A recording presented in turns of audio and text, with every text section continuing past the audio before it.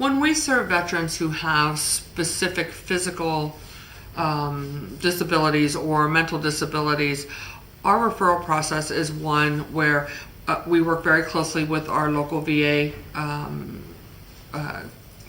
our VA clinics, to get them their physical and their mental health needs met.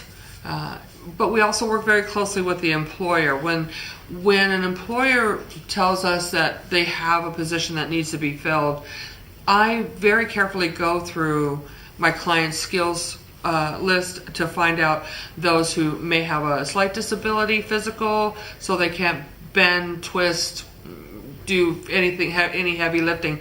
And our employers are wonderful in working with us on that. If I send them a resume for a client who may have a slight disability as far as maybe they suffer from PTSD, that employer knows not to put that client in a position where they're going to have to deal with any type of stress.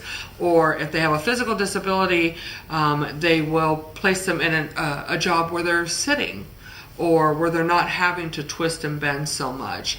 This has been a very successful partnership, and we, of course, follow through with the client, ask them how they're doing on a weekly basis. And I also make contact with the employer to find out how the client's doing. If that client's working for them, if there's anything that we can do to help make the transition a little smoother.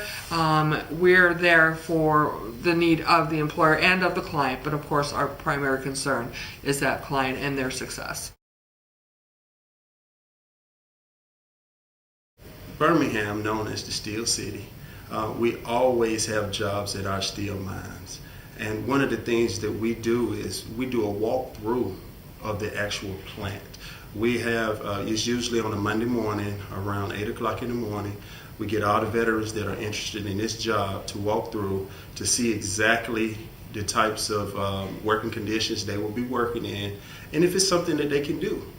What that does for us is that let us know how rigorous or not so rigorous the job conditions are, so we can come back and talk to them about their mental capacity in walking into this employer. One of the things that we learned is that, and that I know, is that if you walk into work and you're not prepared to work, you're not going to be very productive.